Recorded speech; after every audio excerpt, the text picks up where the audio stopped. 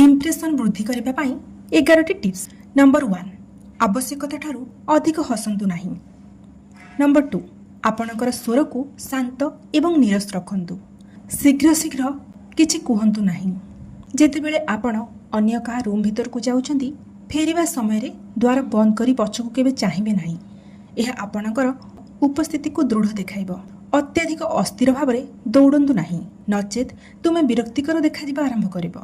आत्मविश्वासर सहित चलतु, कौन चिंता न करी जेपरि तुमको कौन चिंता नहीं।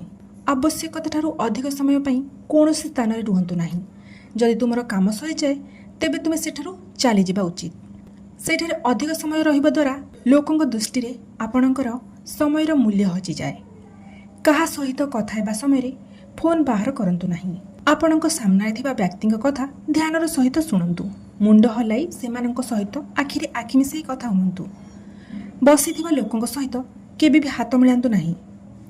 नंबर 9, जेतेबेले तुमे अतिथि हुओ तेबे कहार खाद्यर अपमान करंतु नहीं।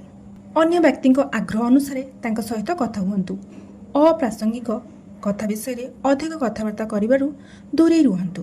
कहिबा अपेक्षा सुनिबा उपरे अधिक ध्यान दियंतु। तापरे भल भाव चिंता करंतु एवं आपणक कथा सामने थिबा व्यक्ति को कहंतु।